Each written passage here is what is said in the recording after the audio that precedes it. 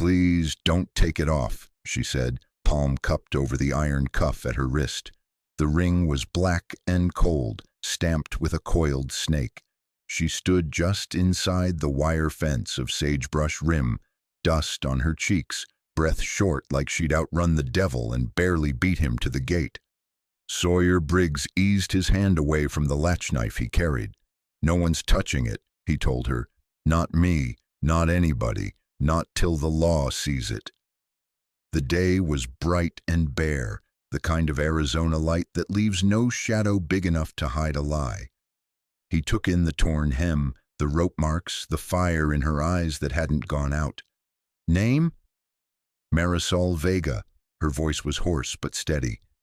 "If they see the cuff gone, they'll say I made it up. This," she lifted the wrist an inch, "is all I've got that they can't argue with." Sawyer nodded once. "Then it stays." He pushed the gate and the old hinge spoke like a porch board in winter. "Come on." Her knees went, same time as her courage almost did. He caught her under the arms and she weighed next to nothing, all edge and sinew and fear. He carried her past the corral to the cabin where a tin coffee pot kept company with an old Bible and a letter tied in string. He set her on the bunk, drew a blanket over her shoulders and poured water into a blue cup. "Sip slow," he said. "Doc's not far. I'll send for him." She blinked up at him. "You'll keep me here?" "They'll come." "They can ride," Sawyer said. "I can read a brand and a man." "Which outfit?" "Black Serpent," she whispered. "Vibera Negra. They mark people like cattle. Please. If anyone asks, don't let them open it. Don't let them clean it off. The soot, the scratches, those tell a story." "I know about stories written in iron," he said, and his thumb brushed the pale scar that ran along his jaw. "Doc will wrap it, not change it." He stepped to the doorway and looked toward the pines. Heat shimmered over the ridge and made the line between earth and sky tremble. Out there a glint moved, then another, metal catching sun where metal shouldn't be. He counted shapes the way a man counts trouble. 1, 2, more. Then the ridge swallowed them again. 8, Marisol said behind him, as if she could see through wood and distance. "I heard them last night. They don't hurry. They like you to listen first." Sawyer set his hat on his head. "You're safe for now." "Safe isn't a word they respect." "It is here." He crossed the yard to the lean-to and swung into the saddle of a gray that knew the fence line by heart. He sent Tommy Reed, the stable kid, at a run toward Red Butte with a slate. "Bring Doc Bloom. Quiet, sheriff if he's near." Back inside, Marisol watched him without blinking. "You talk like a man who used to be something else." "I used to be in love," he said, before he could stop it. "Fever took her. Left me with a lot of quiet I never ordered." He set the coffee to warm. "But quiet's not the same as quitting." She touched the cuff again, gentle as lifting a baby's hand. "They called me property," she said. "I told them I was evidence." "That's the right word," Sawyer said. "Evidence stands up when men try to sit it down." A hoof knocked a stone somewhere up in the trees. The sound carried the way bad news does. Sawyer took down the Winchester, checked the chamber, and set it across his knees as he sat on the porch. Through the window he saw Marisol fold her hands to keep them from shaking. He didn't raise his voice, didn't need to. "This place goes by the book," he said, as much to the land as to the riders he knew were out there. "Question is, do they?" Night slid down early, quiet as a quilt. Sawyer set a lamp on the table and loosened the twine around a letter that had ridden in his pocket too many years. Rachel's neat hand looked back at him, ink steady, thoughts kind. He read 3 lines and stopped before the 4th, same as always. A man can outlive a storm, he thought, but not a sentence he never got to answer. Bootsteps scuffed the porch. Doc Hester Bloom came in with her satchel, gray hair pinned tight, eyes that missed nothing. Tommy said you had a hurt woman, she said. Where is she? Bunk room? Doc washed her hands in carbolic, then leaned over Marisol. Fever was there, but not wild. She checked the rope burns, the bruises, the places hurt. Men usually don't look because it shames them to see. When she found the iron cuff, she sat back and lifted her brows. You planning to cut that? No, ma'am, Sawyer said. Good, don't. If this goes to court, you want every trace intact. Soot, scratches, dried blood, all of it. I'll wrap it loose, pad the edges so it doesn't chew her skin, and I'll mark the cloth with my name and the date. She tore a strip, wrote in pencil, and tied it careful. Chain of custody, ranch house style. Marisol watched her hands. Thank you, she whispered. Thank me when you've slept and eaten, Doc said. She mixed willow bark and a pinch of quinine, made a face at the taste and fed it to her anyway. You keep her warm, small sips, no whiskey. Sawyer almost smiled. Coffee? Black as a preacher's hat, but not yet. Doc turned to him. You going to bring Sheriff Gray into this before sunrise? I sent word. He'll have more to do with it than I do. She studied him, saw the fight he hadn't named. Then say it plain, Mr. Briggs, what is this to you? A chance to do a thing right, he said. Doc nodded once. All right then, I'll be back at first light. She squeezed Marisol's shoulder, took up her satchel, and was gone. Sawyer set the cup by the bunk and tucked the blanket up under Marisol's chin. She slept like a tired bird, light, listening, ready to startle. He went back to the table and folded the letter before the old ache could rise. He slid it into the Bible the way a man puts away a knife when the work doesn't call for cutting. Mr. Briggs? Marisol's voice was thin. I'm here. You kept your word about the cuff. I said I would. They called me property, she said. I told them I was evidence. I didn't know if anyone would understand that. I do. He pulled a chair close so she wouldn't have to raise her voice. Tomorrow we'll put this in front of men who carry badges. Till then, no one lays a hand on you or that iron. She closed her eyes. I used to think safe meant doors and locks. Now I think it means witnesses. He let that sit between them. Outside, the night was still enough to hear the pump cool and tick. Over the ridge, a single star burned like a nail driven into a dark board. He stepped onto the porch with the Winchester across his knees, and the lamp turned low behind him. He didn't scan the trees. He'd already done that. He just listened. Somewhere a horse blew and settled. The gray in the corral shifted and went quiet again.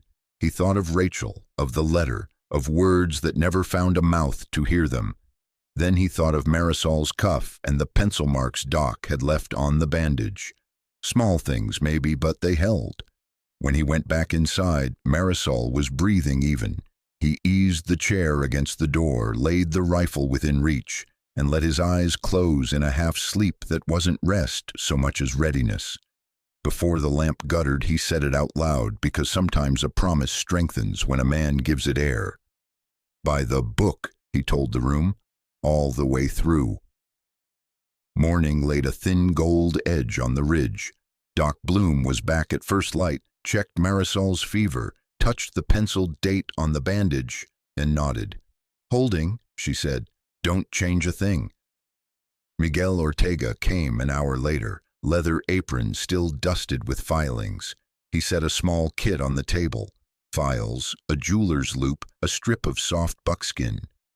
I heard about the iron, he said. Let me look, not touch. Marisol lifted her wrist. Up close, the cuff showed its story. Soot in the seams, scoring where someone had tried a cheap saw, the snake stamp clear as a brand on a calf. Miguel peered through the loop. Warded barrel lock, not common. Whoever made this didn't plan on losing it. You want it to stay just like this.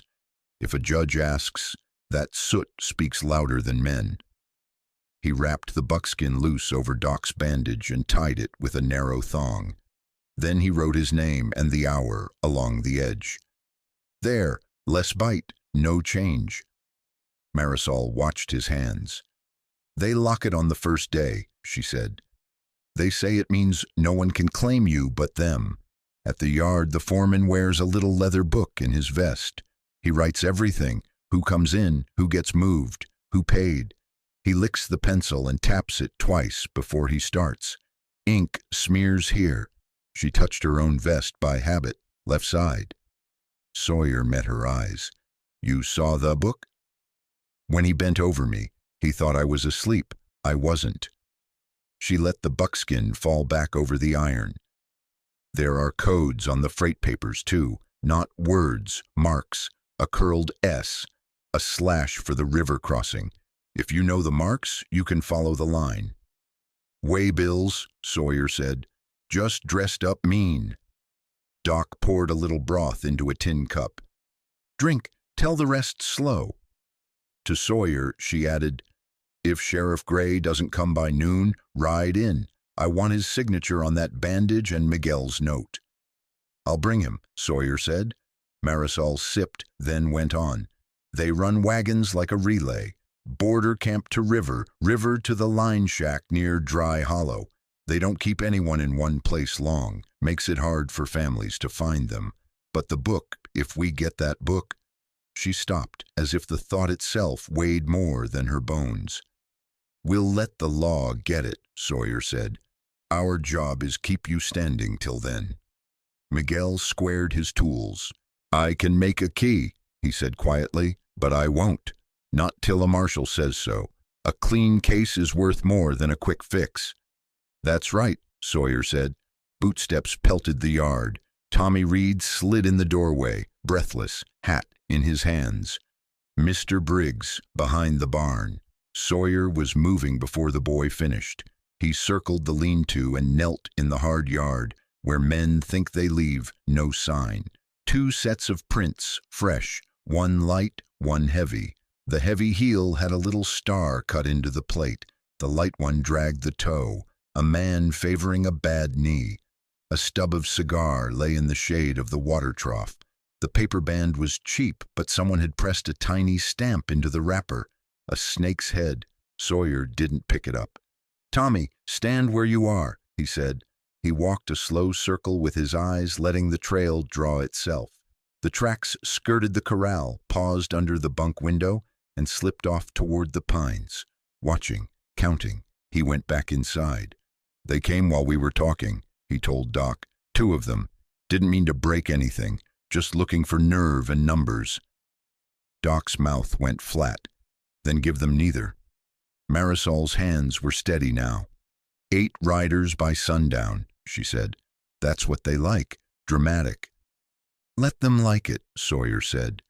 He took down a small slate and wrote in block letters, evidence preserved. Witness under care, sheriff requested. He propped it by the door where a man with sense would notice. Miguel tapped the buckskin once. If anyone asks, he said, this was never fashion. This is a page out of a ledger. We keep it until a judge reads it. Marisol breathed out as if she'd been holding air since yesterday. Thank you. Sawyer poured coffee for the room and water for the gray.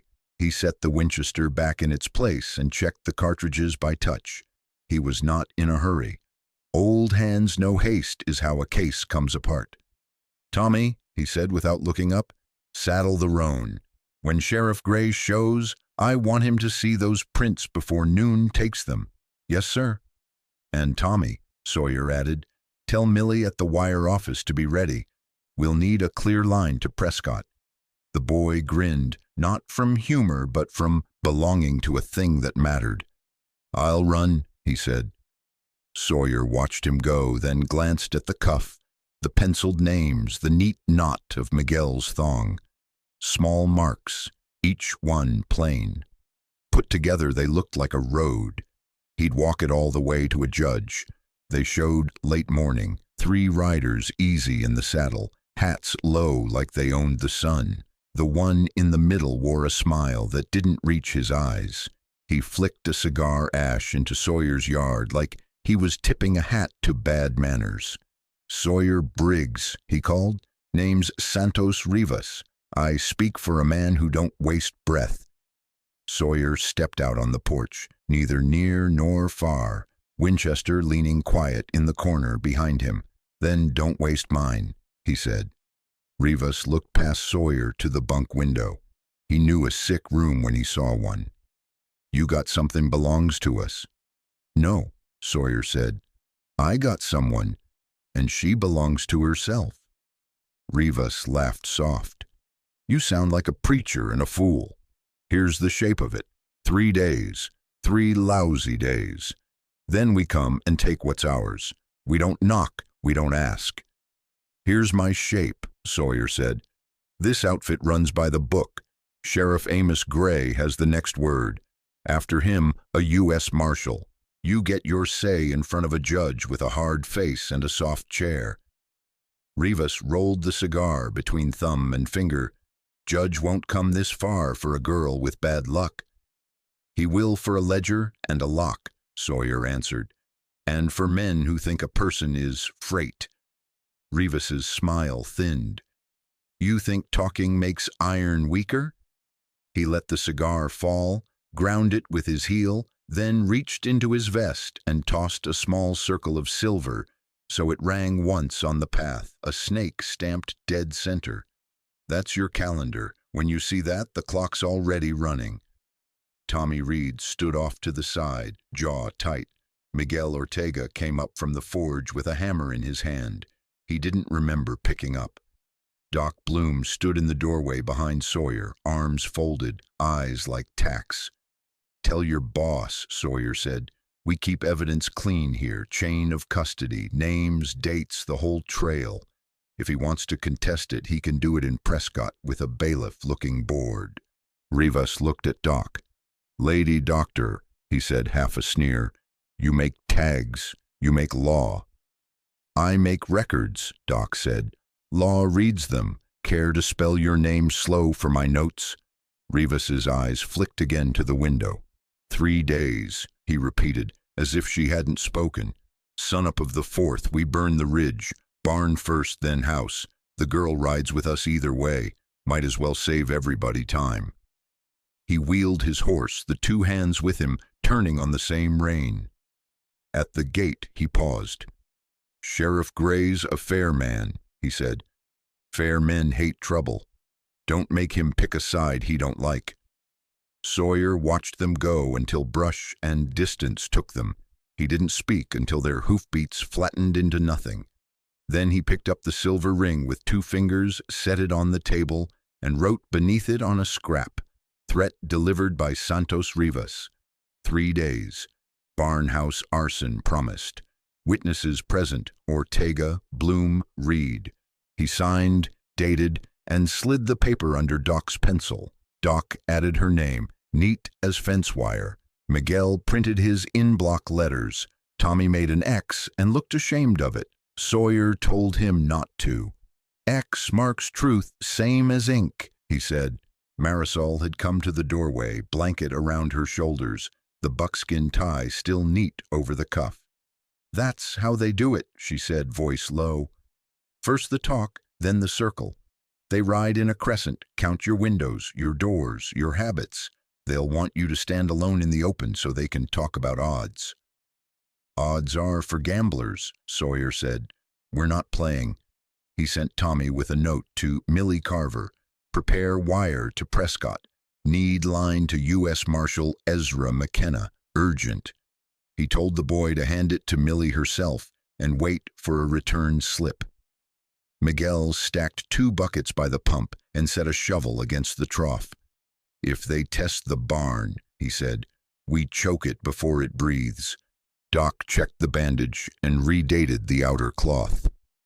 "If the sheriff comes, I want him to see this just so," she said. "No one touches that iron, not for comfort, not for pride." Sawyer walked out to the windmill. It had stood there longer than his regrets.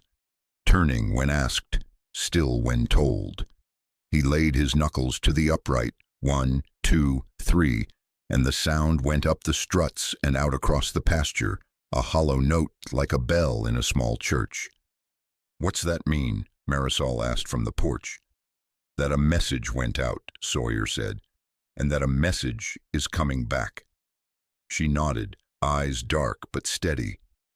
"3 days," she murmured. "3," he said, "and not a minute more spent on fear than we have to." He looked at the silver ring, the names on the paper, the careful knot on the buckskin. Small things lined up straight, the kind a judge respects, the kind that hold when men try to push. Sawyer rode into Red Butte with Tommy at his heel. The town was thin as a ledger line. 1 street, 2 dogs, a telegraph office with sun on its window. Millie Carver sat behind the key, sleeves rolled, hair pinned like she meant business. The sounder clicked a steady little heartbeat. "Need a wire to Prescott," Sawyer said. "Marshal's office?" Millie asked, already pulling a pad. "U.S. Marshal Ezra McKenna."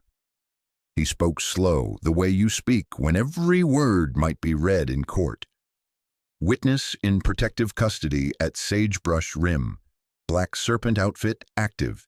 Evidence preserved. Iron cuff with serpent stamp. Chain of custody initiated by Dr. Hester Bloom. Witnessed by Miguel Ortega. Threats delivered by Santos Rivas. 3-day ultimatum to burn ranch and seize witness. Request federal presence. Rendezvous signal. 3 knocks on windmill. Coordinates as filed with Sheriff Amos Gray. Reply soonest."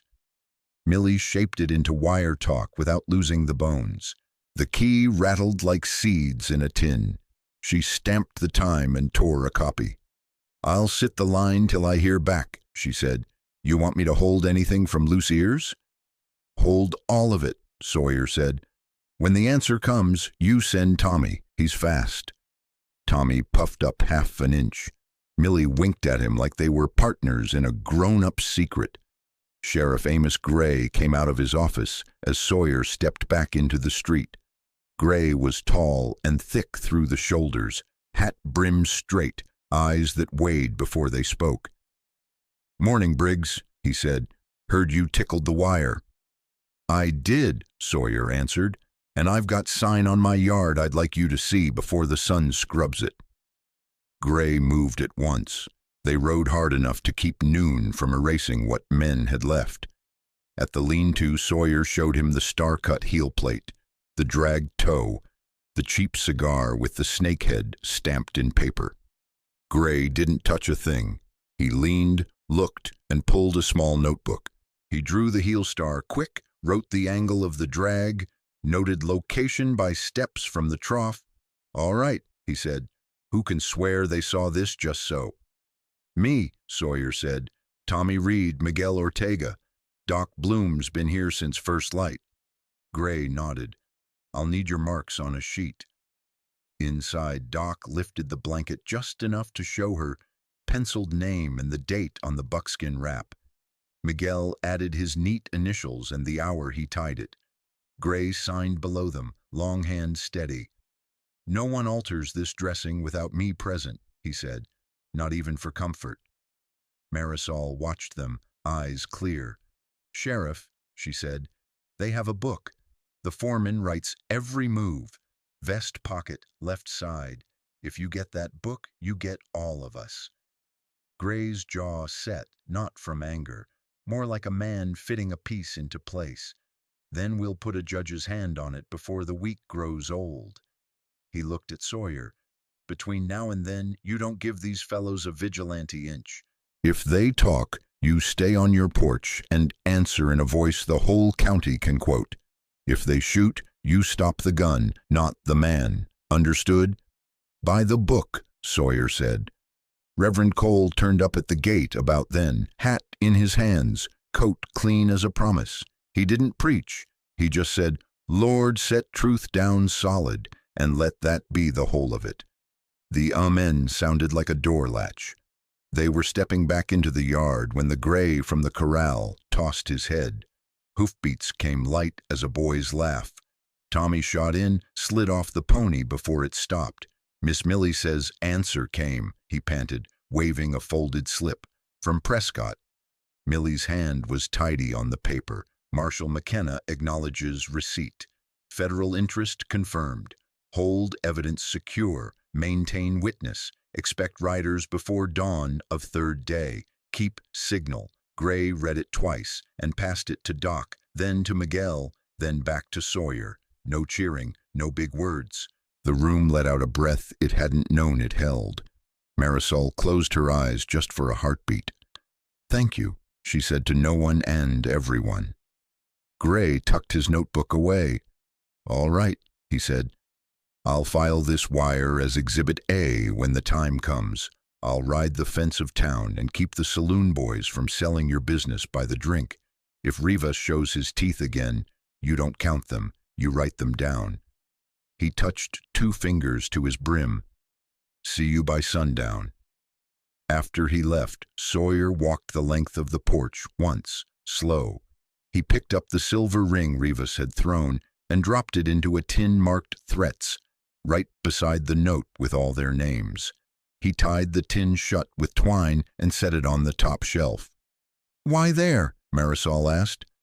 "So I can find it with my eyes closed," he said. Evening leaned in early. Sawyer lit the lamp and set the Bible and Rachel's letter beside it. He didn't open either. He didn't need to. Some things hold a man up just fine with the lid on. He poured coffee for whoever wanted, water for whoever didn't, and stepped to the windmill post. He laid his knuckles to it, 1, 2, 3, and let the sound carry. "Long wire," he said half to himself. Short words. He looked at the cuff, the dates, the tight little clerk hand notes stacking up like fence posts. "That's how we'll do it. One straight line at a time." By noon, the house ran like a tidy line camp. Sawyer cleared the table, set the Winchester down, and spoke in the even tone old hands use when they mean for lessons to stick. "First rule," he said, "muzzle down, finger straight, half cock safe." He worked the lever slow so she could see brass rise and settle. "You don't rush a tool you want to trust." Marisol copied his stance. The borrowed shirt hung loose at the shoulder, the buckskin wrap neat over the cuff. She shouldered the rifle, cheek on wood, breath steady. "Sight like this?" "Like that," he said. "Target's the post just left of the gate. Easy press. Let the gun surprise you." She pressed. The post took a splinter off the far edge. Sawyer nodded once. "Good. Again."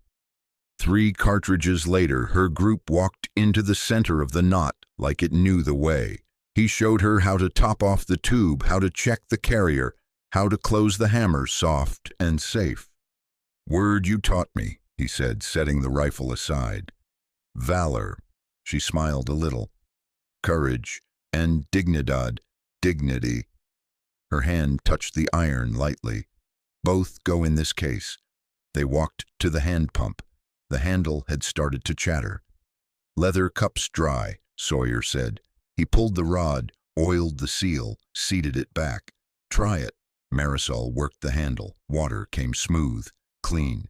"Feels like a promise that keeps itself," she said. He reached in his vest and brought out a broken watch, hairline crack across the face. "Rachel's," he said. "She kept me straight when clocks failed." Marisol drew a small bead chain from her pocket, dull wood polished by years of fingers. "My mother's. She'd tell me to keep it until I had a reason to pass it on." They traded without ceremony, like 2 folks swapping chores. Something in the room settled. Tommy's shout cut the quiet. "Mr. Briggs, barn!" He came at a dead run, hat in his fist. Sawyer moved with him, Miguel cutting in from the forge with a length of halter rope. They entered low and wide, eyes in the corners first. A ladder creaked in the loft. Hay shifted. A man's boot slid and tried to slide back. "Come down," Sawyer said. "Hands where I can count them." The man hesitated. Miguel flicked the rope and set the loop neat around an ankle. One hard tug, and the stranger came off the ladder like a sack of oats, hit the packed earth and lost his wind long enough to forget He owned a knife. Sawyer kicked the blade toward Tommy's heel. "No shooting," Sawyer said. "Tie him." They rolled him, tied wrists to belt. He was lean and mean-eyed, a scar pulling one corner of his mouth into a smile that wasn't. In his vest was a folded slip, thin paper, smudged pencil, a snake curled in the margin. Sawyer didn't open it. He held it flat on his palm and called, "Doc!" Doc Bloom came quick, wiped her hands, and wrote across the back in firm print, "Recovered from suspect in Briggs' barn. Witnessed by Bloom, Ortega, Reed, Briggs. Date, hour." She signed. Miguel and Tommy added their marks. Sawyer signed last. "Waybill," Marisol said from the doorway, voice low but sure. "Left margin tells origin. See the little curl? That's the river stop. Slash means night run. Numbers at the top are head count." Sawyer nodded. "You just told the judge where they hauled you." The man on the ground tried to turn his face away from the words. Sawyer set him up on a hay bale and gave him water he hadn't earned. "You're going to town," he said. "You'll sit where a badge can watch you shake." They let him out, mounted him double on Miguel's horse. Tommy ran ahead to fetch Sheriff Gray. Sawyer walked beside the gelding, one hand on the halter, the other steady on his belt. Back at the porch, Doc slid the waybill into a cloth sleeve, sealed the edge with a drop of wax from the lamp, and pressed her thimble into it to mark the seal. "No one breaks this but the law," she said. Marisol watched the small parcel like a person watches a door they've waited on for years. She looked at Sawyer. "Trust," she said. "It's heavier than I thought." He set the broken watch in her palm, closed her fingers over it. "So are good cases." Out in the yard, the pump gave one soft tick as it cooled. The post by the gate wore 3 bright splinters in a tidy cluster. Sawyer took the Winchester inside and leaned it where a man could reach without looking. "We're ready for the next thing," he said, "whatever name it wants to go by." They rolled at dusk, 1 wagon, 2 sacks of flour up top, and nothing but nerve under the tarp. Sawyer held the reins. Miguel rode drag with a coil of rawhide. Tommy scouted ahead on the narrow lip above the wash. Marisol waited with Doc Bloom in a notch of rock where the wagon would pass after the catch. She hated the hiding, bore it anyway. Back in Red Butte, Millie Carver had slipped a message within earshot of the saloon door. Supply wagon to Sagebrush Rim, taking the Dry Hollow cut, driver alone, late start. She sent the real wire to Prescott 2 minutes later, decoy set, evidence expected. Dry Hollow was a shallow bite out of the earth, gravel that clicked under wheels, mesquite hanging low and mean. Stars came on one by one like lanterns in a far camp. No speeches. They just worked. The first rider showed when the wagon nose dipped. He lifted a palm. 2 more melted out of brush, then a 4th. Rail thin, ink on his thumb, vest puffed like it hid a habit. He eased close, eyes on the tarp, not on the driver. "Evening," Sawyer said. "Waybill," the thin man said. Sawyer handed over a folded scrap that said nothing important. The thin man wet a pencil, tapped it twice against his tongue, and bent to write on his knee. Miguel's loop slid from shadow and snapped his wrist clean as a brand. The pencil flew. Tommy's shout bounced off stone. Sawyer kicked the brake, swung down, and put the cold mouth of a Colt on the nearest man's belt buckle. "Hands high," he said. "No heroics." It held. The 2 extras let go of their plans and found the smart sense God gave them. The thin man hissed when Miguel jerked the rope tight. "Foreman," Sawyer said. "Hello." "Wrong fellow," the man said, trying a smile that missed the mark. "I fix tack." "You fix numbers." Sawyer flicked a glance at the wet pencil, the dark smear on the man's vest, the pocket that sagged left. "Vest," he said. Miguel patted the pocket and drew out a leather pouch, thumbed it open. Inside lay a warded key, short and wicked, and a brass seal the size of a nickel with a coil cut into it. Don't, the foreman spat. You don't know what you're holding. I know enough. Sawyer looked toward the notch. Doc. Doc came down careful with her satchel, and a strip of muslin already dated. She held the pouch on her palm like a newborn bird.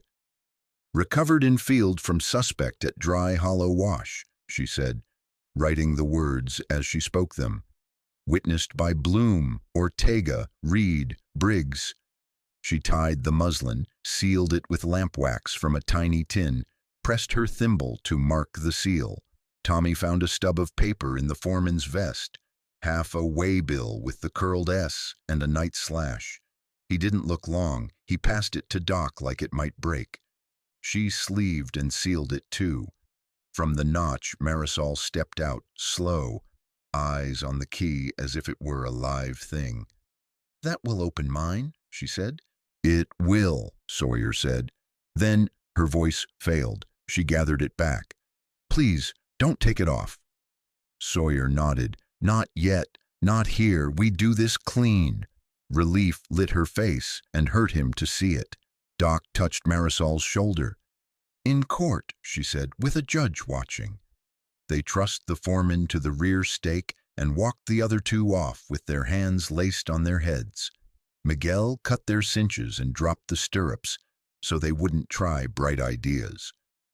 Sawyer took the foreman's vest whole and laid it in a feed sack. He closed with 2 knots and a date. Tommy, he said, ride Millie. Tell her to send a wire to the marshal. Keys and seal recovered.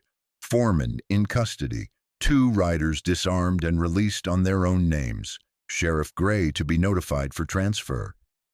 Tommy was gone before the last word cooled. They hauled the wagon up out of the wash and turned for home. Marisol walked beside the wheel, hand on the wood, keeping step like she was measuring out a mile she meant to finish. Sawyer drove with a steady hand, not fast, not slow. Miguel rode silent, eyes back on the trail, counting shadows. At the ranch gate, Sawyer set the brake and climbed down. He looked at the pouch in Doc's hand, and then at the buckskin over Marisol's cuff. We'll let the law see both at the same time, he said. 1 story, 2 voices. Marisol exhaled, small and long. Then I can wait, she said. Good, Sawyer answered, because the waiting part proves the case. He took the pouch, like it weighed a pound more than it did, and set it on the top shelf beside the tin marked threats. He didn't need to look at the clock to know the night had turned. The case had too. Folks came because that's what small towns do when a man with a name brings a question to his porch. Women with aprons, men with hands still smelling of leather, the old who'd seen too many sons, and the young who liked to learn how a thing was done. Word had spread like a whispered hymn. Even Widow Hattie dragged a chair out from the livery and set it where she could see the gate. Sawyer stood on the top step, hat in hand, the Bible and Rachel's letter near the lamp as if they'd been invited to bear witness. Marisol sat under the eave, the buckskin band wrapped white and steady. Doc Bloom tied the last knot on the sealed waybill and passed it to Sheriff Gray for safekeeping. Miguel leaned against the post, chain oil still on his palms. Reverend Cole kept his hat over his chest, like a prayer folded. You all know why we ask a man to speak from his porch, Sawyer said. His voice carried plain and even. It's not for show. It's because public words make private things true. If a man says he'll keep a promise in the dark, only God hears. If he says it out here, the county listens. A murmur agreed, low and steady. Sawyer set the tin of threats on the step and put the sealed pouch where everyone could see it. This woman, he said, came to my fence and asked for a place to be whole enough to tell a story. That story had a mark on it. He lifted the cuff with gentleness you show a wound. We did not clean it. We wrapped it. We kept a record. We asked Sheriff Amos Gray to make a note. We sent word to a marshal. We do not take justice by ourselves. The saloon door thumped as someone crossed the plank. Men on the edge of the crowd shifted like birds.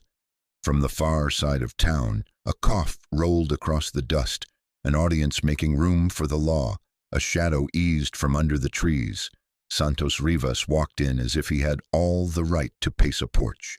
He still held that easy smile, the kind that apologizes for nothing. He stopped in the wash where the light fell hard, looked up, and tipped his hat with a slow mockery. "Evening, Sawyer," he said. "Looks like you've built yourself a courthouse." He let his eyes slide over the faces, counted hands, met a pair of eyes, stopped on the sheriff. "Don't make me the only man who comes with a match." The hint in his voice was a promise like a closed fist. "You got a right to say your piece," Sawyer said. "Say it where men can hear it and the law can set it down, not where fire makes it lie." Rivas laughed. "You're a careful man, I'll give you that, but careful don't sell the kind of meat I move." He jerked his chin toward Marisol.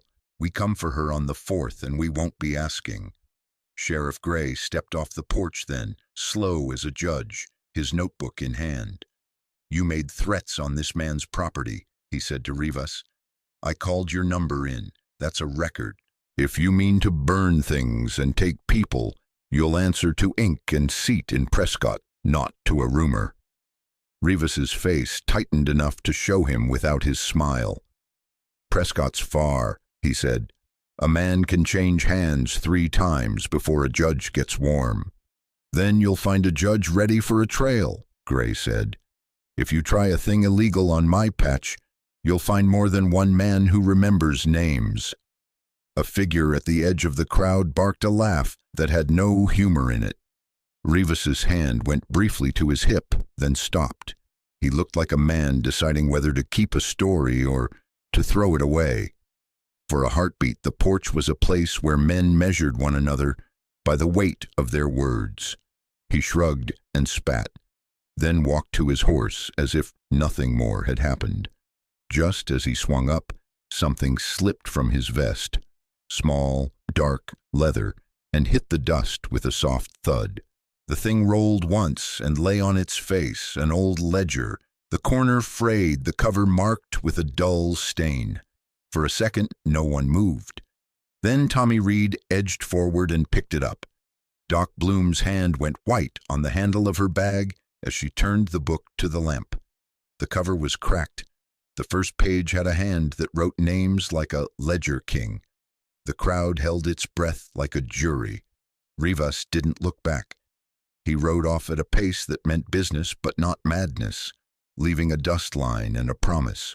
Rain or shine, the book would be kept now, and the ink that had tried to hide would be read in daylight. Tommy handed the ledger to Sawyer like it made him part of something holy. Sawyer felt the weight of it in his palms, a weight heavier than any pack. He set the book next to the sealed pouch and held his chin for a moment. "That's seed," he said. "That's the road." Reverend Cole crossed the porch and laid a hand on Marisol's shoulder, quiet as hail.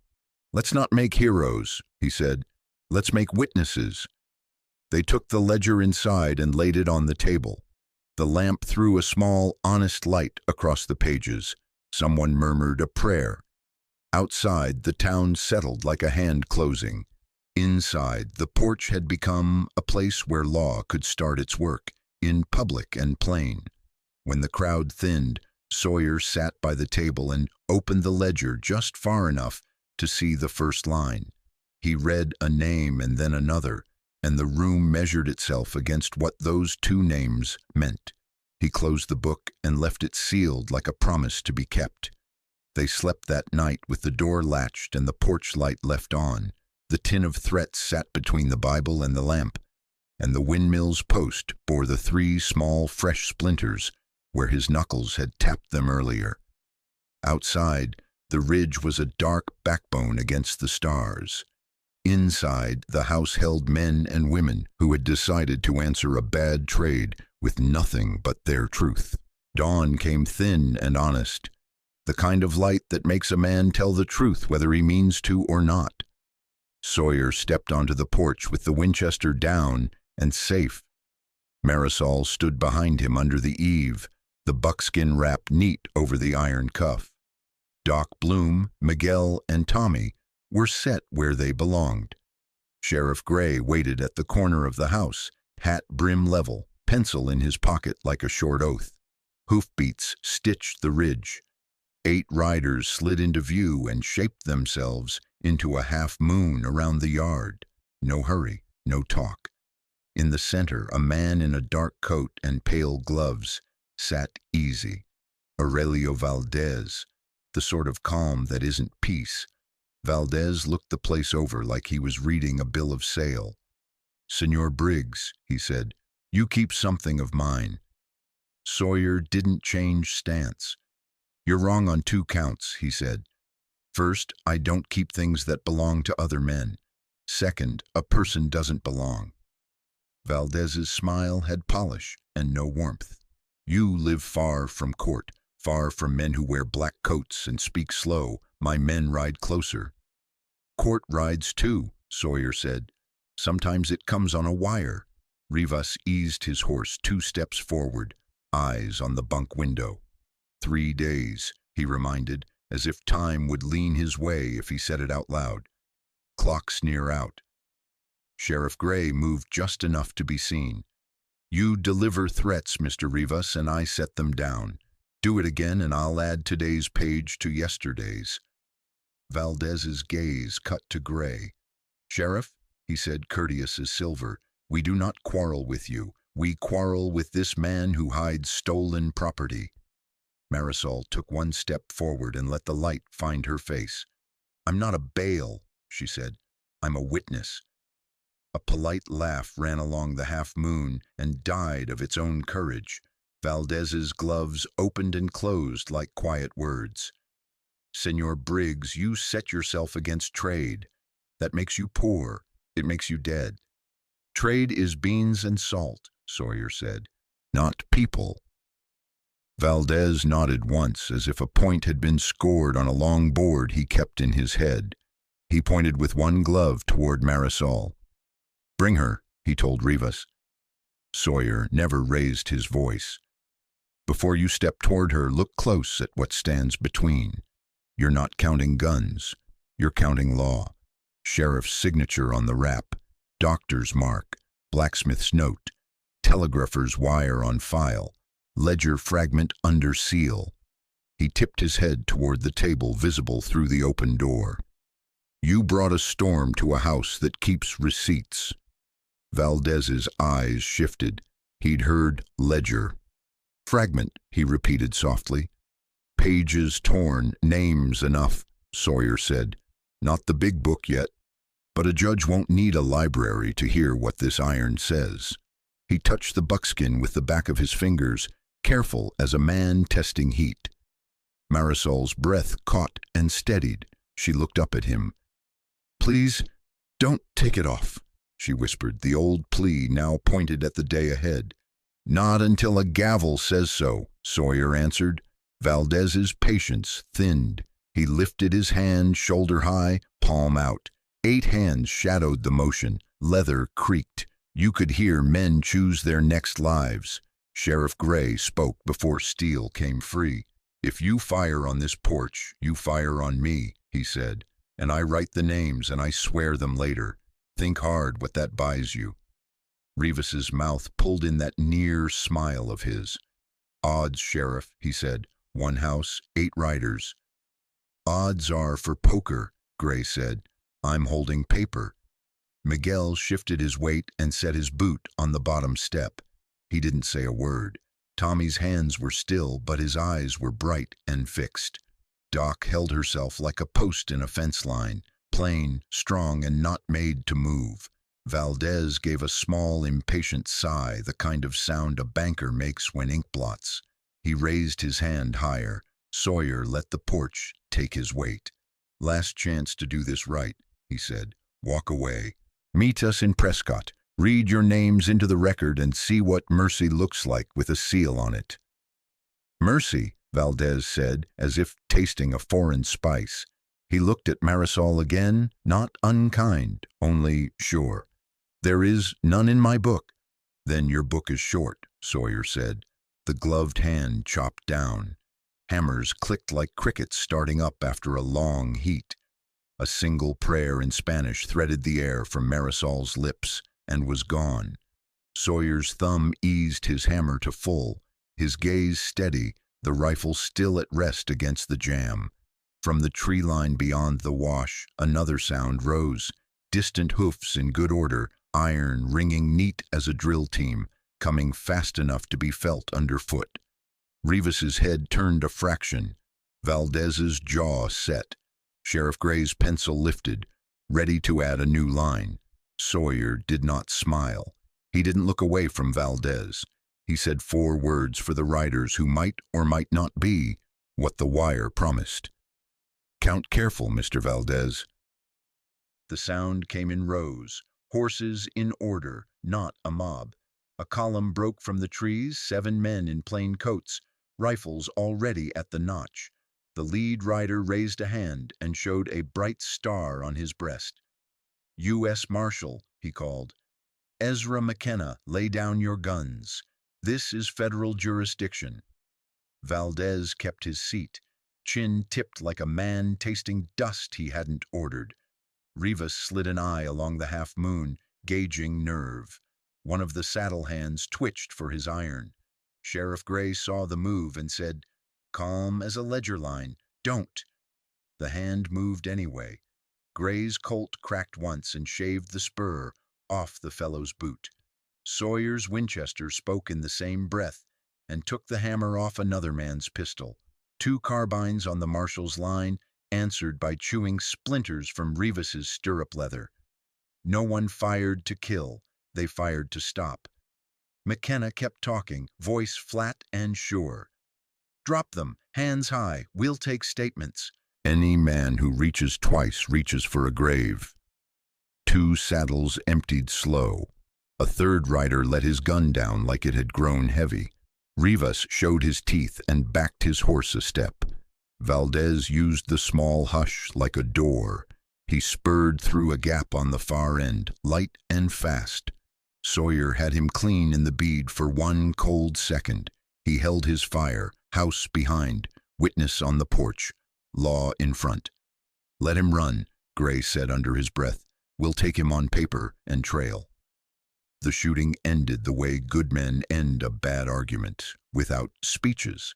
Rivas flung his pistol into the dust and swore in 2 languages. McKenna's deputies moved in sideways, collecting guns by the barrel, tying wrists with quiet rope.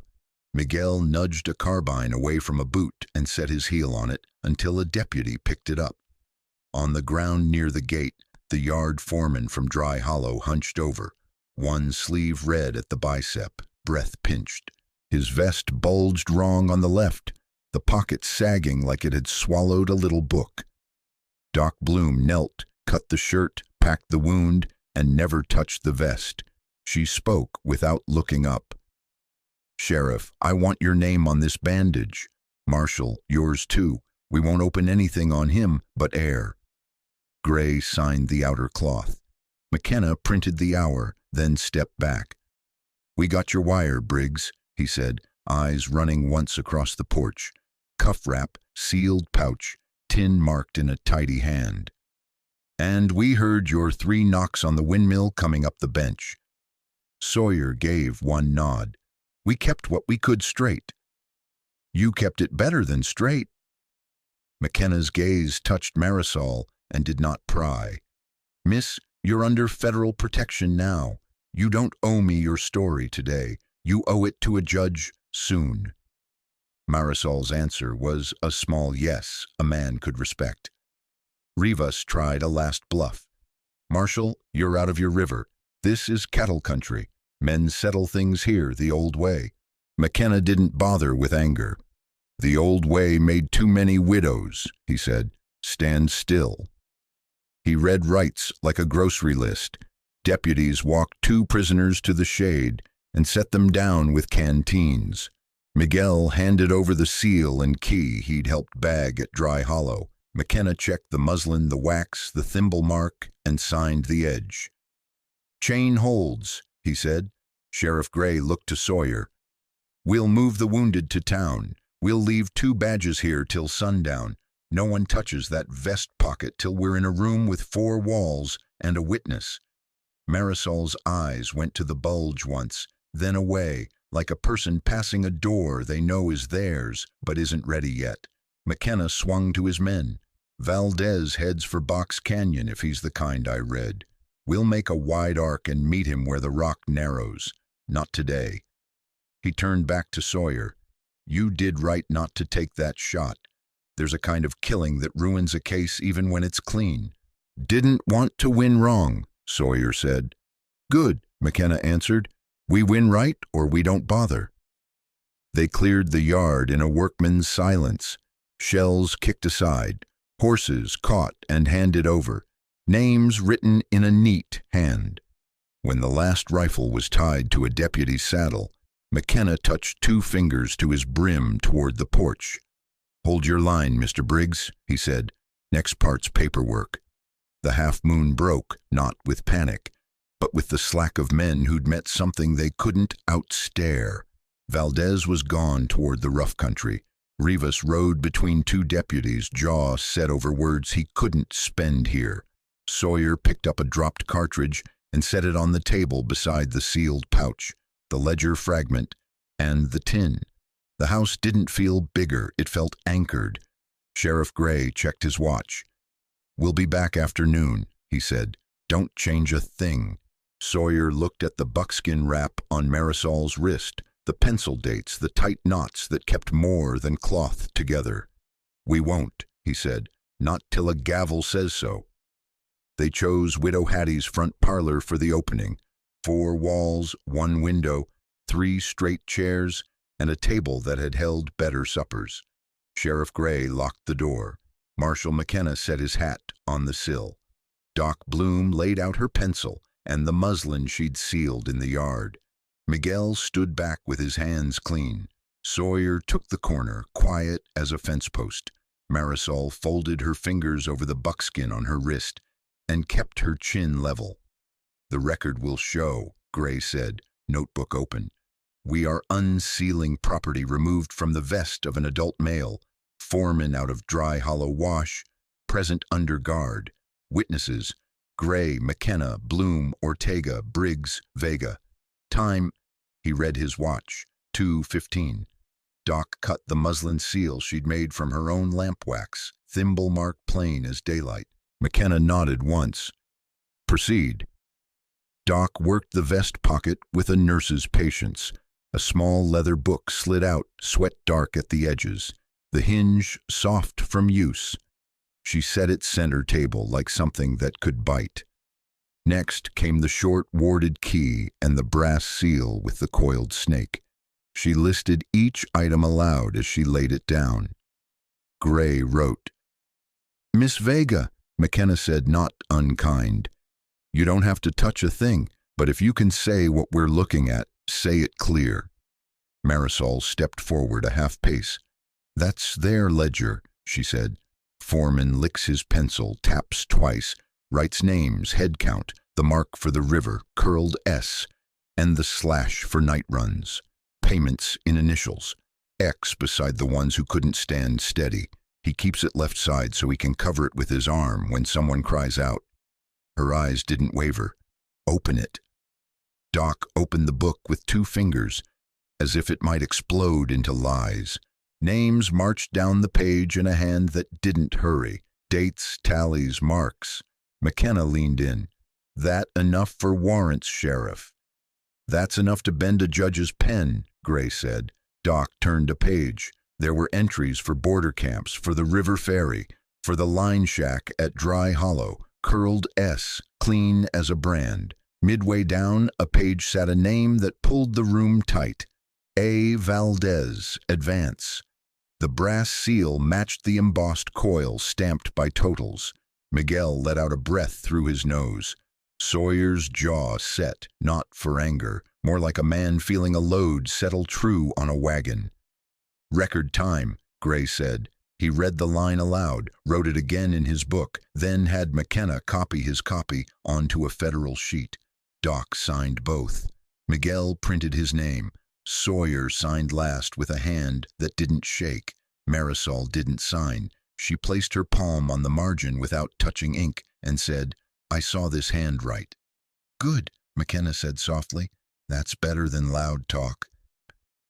They bagged the key and seal in fresh muslin, new wax, fresh thimble mark. The ledger got a wrapping of its own. Gray sketched the snake stamp on the brass and in the book's corner. "Chain holds," he said. Sawyer looked to Tommy. "Fetch Millie." The boy ran and came back with the telegraph girl in 5 minutes that felt shorter. Millie took a stool, flipped her pad, and turned the room into wire. "To U.S. Attorney Prescott," she said as her pencil flew. "Ledger sees Dry Hollow foreman. Lists names, dates, marks, includes entry A. Valdez, advance. Key and brass seal also seized. Chain of custody, Bloom, Gray, McKenna, Ortega, Briggs. Witness statement, Vega identifies codes. Curled S River, night/, head counts. Request warrants and marshal support for extended arrests on named line." She tore the sheet, initialed it, and held it up. "I'll send the long first, short confirm after."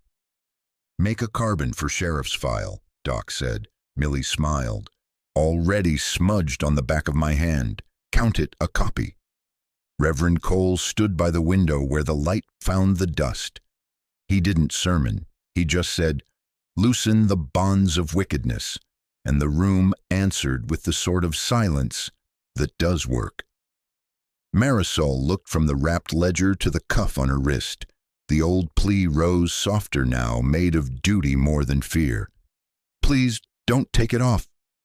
"Not here," Sawyer said. "Not yet. In court with a gavel listening." She nodded, eyes bright but steady. "Then let the book speak first." McKenna tucked the parcels into his satchel like they were eggs he meant to hatch. "We ride on paper today," he said. "On rock tomorrow. Box Canyon's where a fast man gets slow. We'll meet Mr. Valdez there after the warrant's warm." He looked at Sawyer. "You're in if you can keep from getting ahead of the badge." "I'll ride your dust," Sawyer said. Gray closed his notebook. "Widow Hattie, thank you for the parlor," he said. She waved it off with a snort that meant pride, not rudeness. When they stepped back into the street, Millie was already at the key, tapping the long to Prescott with her jaw set and her back straight. The sounder talked like rain on a dry roof. Across the way, folks kept their distance the way decent people do when the law is doing its careful work. Sawyer walked beside Marisol as far as the boardwalk. The broken watch lay warm in her palm. The chain on her wrist lay cool. Between them sat a wrapped book that named names. For the first time since the fence, her breath came easy. "Paper and iron," she said. "Both heavy." "Both hold," he answered. "And both will be read." They rode before noon. Marshal McKenna up front, 2 deputies on the flanks, Sheriff Gray alongside long enough to hand over authority in plain words. "You have the badge here," Gray said. "Bring him back breathing." Sawyer nodded. He rode the roan, Miguel a length behind with a coil ready. No crowd, no talk, just the work. Tracks were honest in that country. Valdez cut south along a shale shoulder, then dropped to a wash where mesquite wrote its own initials in the sand. He didn't push. A smart man saves his horse for the last high mile. Every few hundred yards they found the calling cards he couldn't quit. A cheap cigar stub with the snake's head pressed shallow.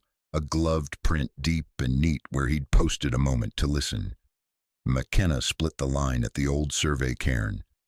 "3 with me along the rim," he said. "Briggs, Ortega, take the wash.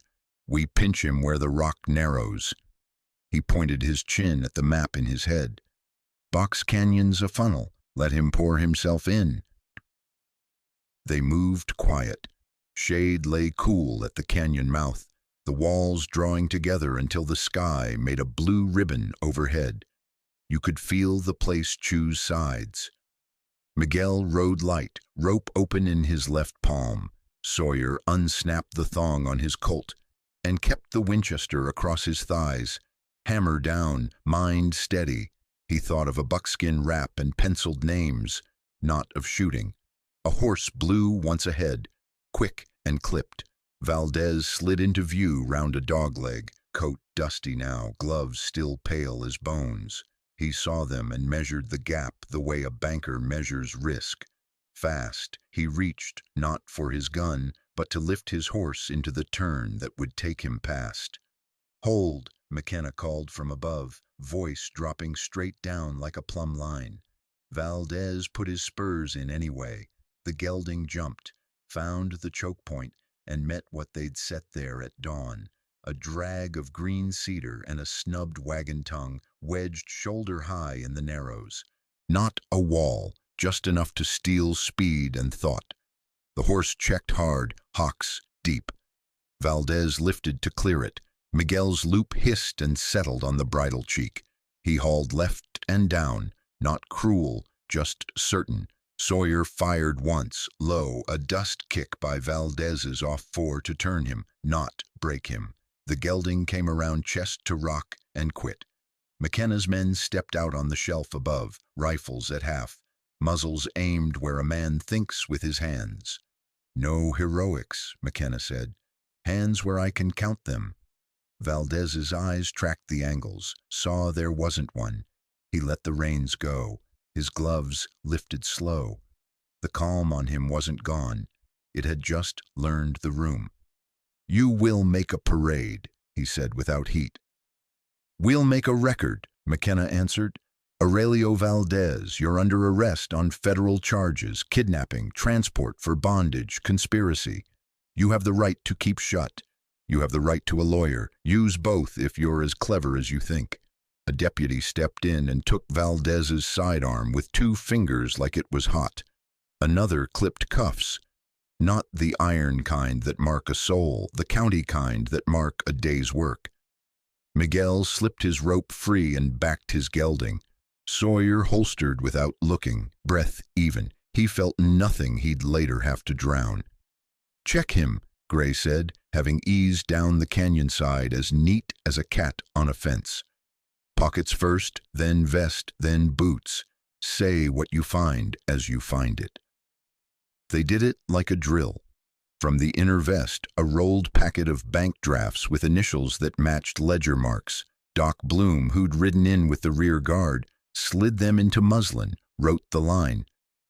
"Drafts taken off person of A. Valdez, Box Canyon, witnessed by Bloom, Gray, McKenna, Briggs, Ortega, date, hour." She sealed the edge with wax and her thimble print.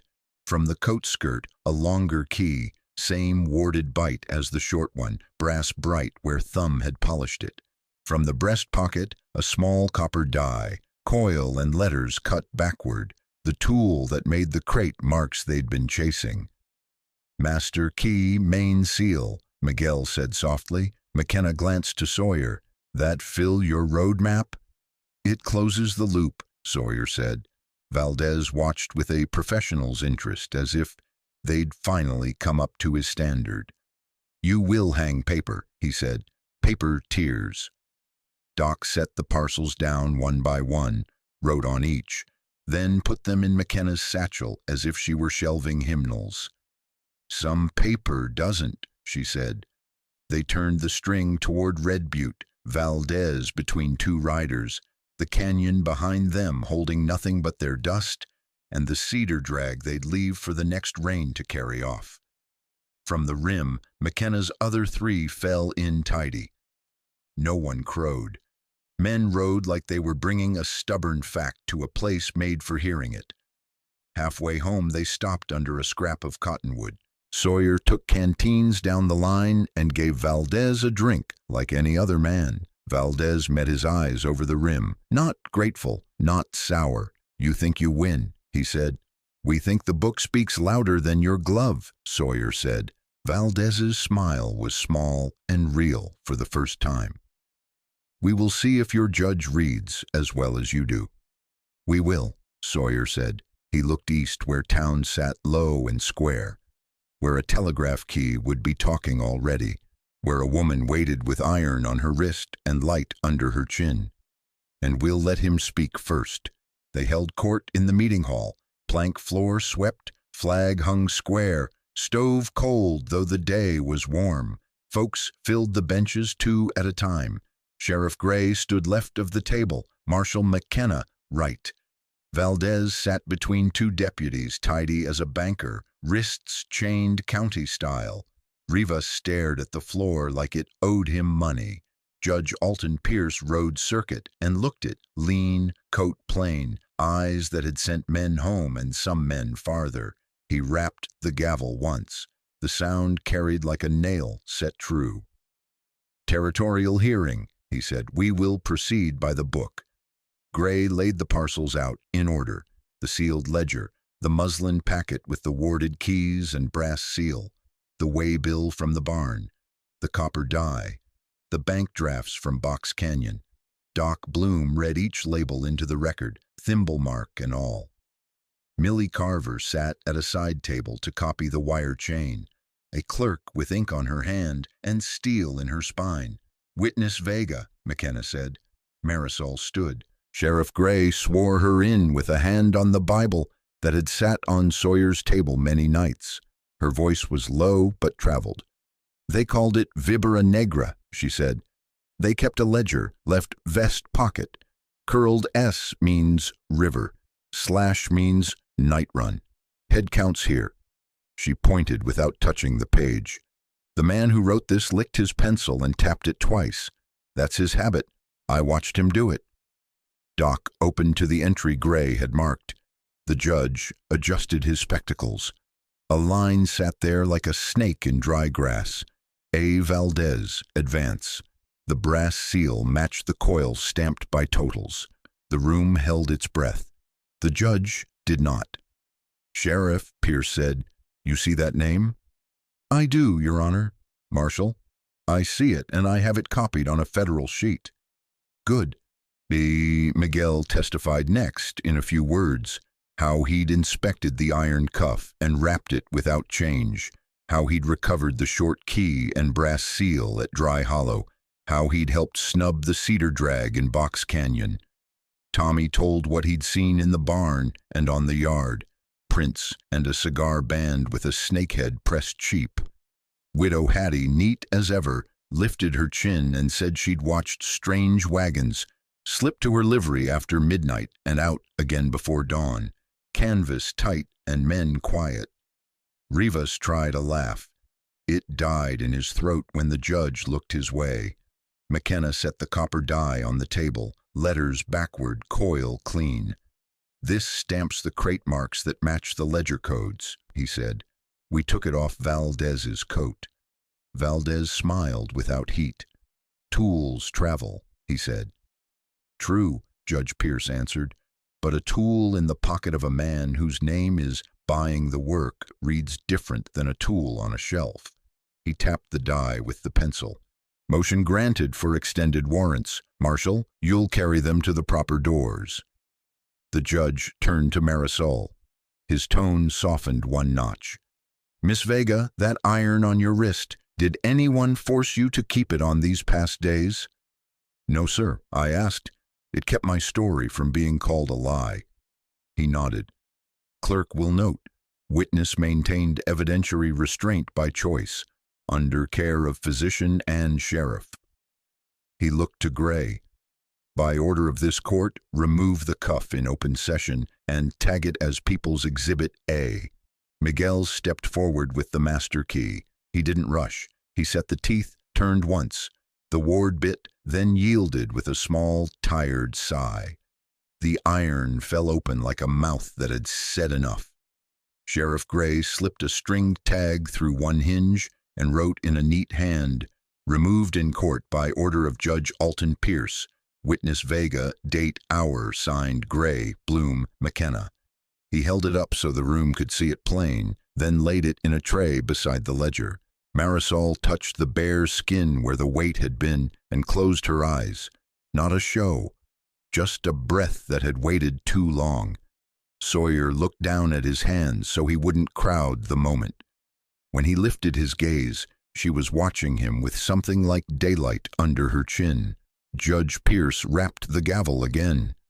Defendants Valdez and Rivas are bound over for transport to Prescott, on the charges read. Additional warrants to issue on the names appearing in the ledger. This court is adjourned. The room didn't cheer. Old folks stood slow. Young ones watched how men in coats did their work. Reverend Cole said only, "Amen," and let it rest. Millie blew on the wet copy and stacked it with care. Doc Bloom tied one last knot on the exhibit tag and set the tray in McKenna's satchel as if laying a cornerstone. Outside, the sun sat honest on the street. Sawyer walked with Marisol to the steps. He didn't speak right away. She didn't need him to. At the edge of the boardwalk, Sheriff Gray paused with the tray and tipped it so she could see the tag one last time. "Paper and iron," she said. "Paper and iron," Sawyer answered. "Now both belong to the record, not to you." She nodded. "Then I think I can start belonging to myself. 6 months put grass on sagebrush rim and light in the windows after dark. Fences ran straight, gates swung true. A pot simmered most evenings and the table held more chairs than it used to. Tommy Reed came up from the barn with a grin you could hear. "Calves took the bottle," he said. "Didn't bite me neither." "Means you're getting smarter," Sawyer told him. He set 2 plates and poured coffee black as Sunday shoes. Marisol laid bread in a basket, sleeves rolled, wrist bare where iron used to live. The skin there showed a narrow pale band like a road seen from far off. Millie Carver stopped by on her way home from the wire office, handed over a folded scrap. "From the marshal," she said. "Warrants served in 2 counties, folks getting fetched proper." Sawyer read the short lines and nodded. "Paper works, even when a man's asleep." "Sometimes better," Millie said. She touched the rim of the cup Marisol set for her. "Word of the day," she added, eyes bright. "Esperanza." "Hope," Marisol said, soft and sure. Miguel Ortega came in later with a hinge he'd fixed, and a story he didn't make grand. Doc Bloom checked a neighbor's stitches and, on her way out, thumbed the pale band at Marisol's wrist with a look that said, "Healed doesn't mean forgotten." Sheriff Gray passed by the next afternoon with dust on his boots and news in his pocket. The ledger had opened more doors than any gun ever would. He didn't stay long. Law doesn't roost, it circles. The real cuff sat tagged in a cabinet at the sheriff's office, People's Exhibit A under glass. A copy forged clean from scrap iron hung on Sawyer's fence rail by the gate, not to scare, not to brag, just to say a thing once and quiet. Not again. Widow Hattie said it looked like a sermon without words. Reverend Cole smiled and called it a promise. Nights were mostly easy. The few that weren't, Sawyer woke to Marisol breathing too fast, or going still as stone. He didn't talk much then. A hand found a hand. Sometimes they stood by the doorway, not for threat but for air. He'd say, "Paper and iron," and she'd answer, "Both hold." The windmill clacked now and then, like an old friend clearing its throat. That was enough. On a clear morning, Judge Pierce rode through alone, coat dusty, hat tilted low. He didn't come to sit, only to say one line at the gate. "You kept a straight trail," he told Sawyer. "Don't bend now." Then he touched his brim to Marisol, turned his horse, and was gone. They planted 2 cottonwoods by Dry Hollow Wash, where a rope once hissed and a wagon tongue wedged the narrows. Tommy hammered stakes and wrote dates on a board, plain as ledger script. "So folks know what happened," he said.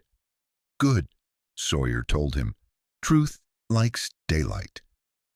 Toward evening, Marisol took the broken watch from the shelf and set it on the table next to a neat stack of Spanish primers Millie had fetched from Prescott.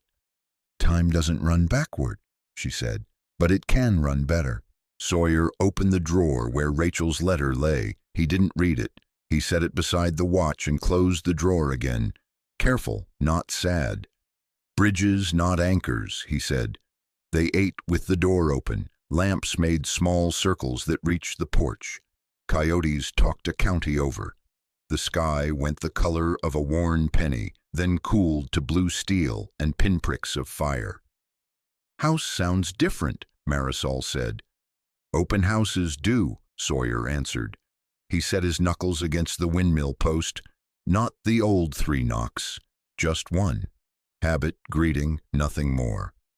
Law rides slow," he added, "but it doesn't leave folks behind." She slipped her hand into his. "Then we'll walk with it." He squeezed once. The gate stood easy on its hinges, the kind of easy a man earns. Out past the rail, the copycuff caught a last scrap of light and held it like a promise a court could sign. And in the quiet that followed, the ranch did what good places do after hard weather. It kept on, steady under a sky big enough to hear a prayer without anyone needing to raise their voice.